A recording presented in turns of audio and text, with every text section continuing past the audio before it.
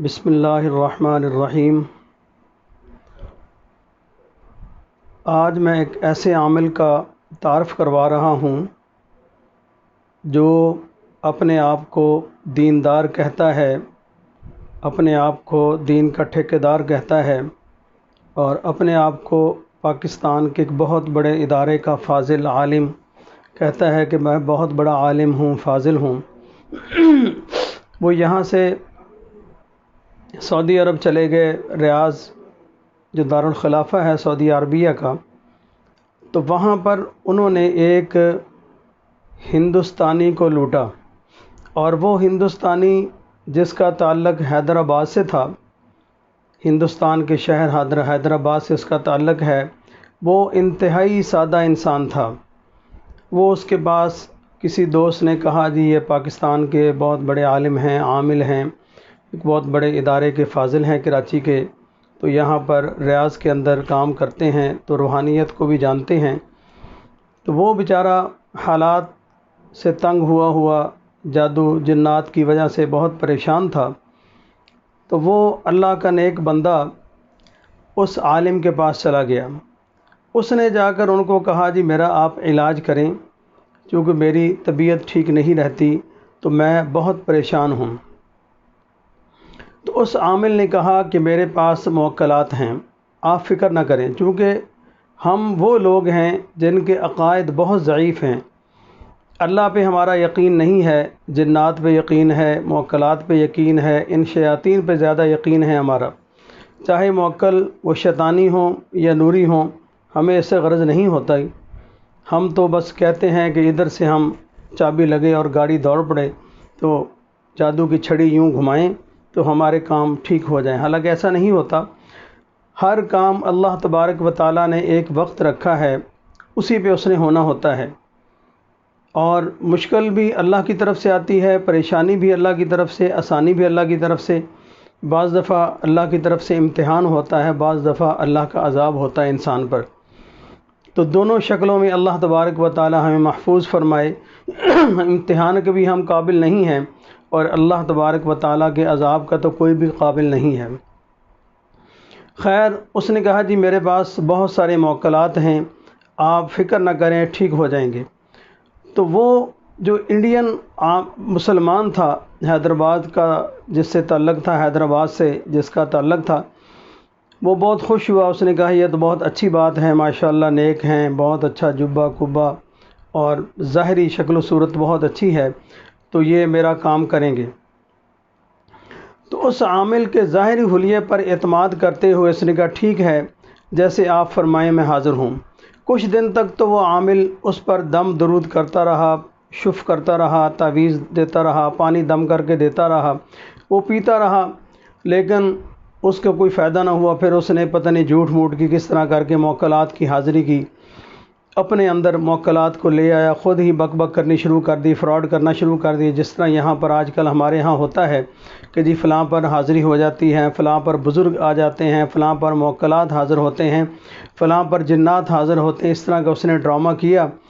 Drama کرنے کے بعد کچھ عرصے تک تو یہ ڈرامہ چلتا رہا۔ پھر اس نے جو اگلا ڈرامہ کیا، اس نے کہا کہ میرے پاس میرے کچھ موکلات ہیں، عامل ہیں، اور وہ انسانی شکل میں رہتے ہیں اور عرب ہیں وہ، تو اگر کہیں تو میں ان سے ملواتا ہوں، ان موکلات سے۔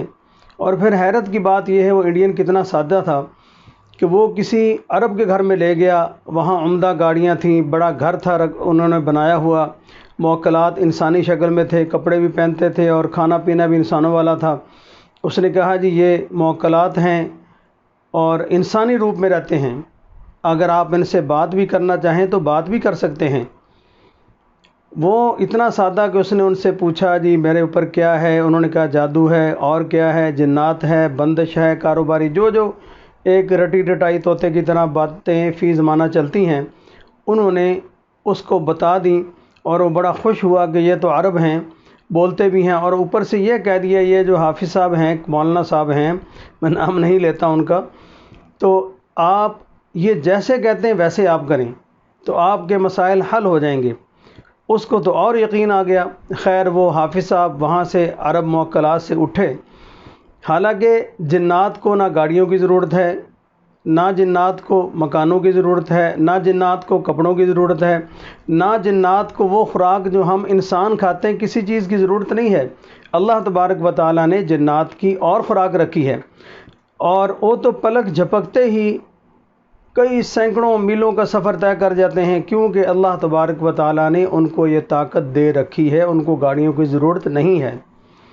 خیر وہ بیچارہ سادہ انڈین مسلمان، ان موکلات نے کہا کہ آپ حافظ صاحب کے ساتھ جائیں، جیسے یہ کہتے ہیں آپ یہ کریں۔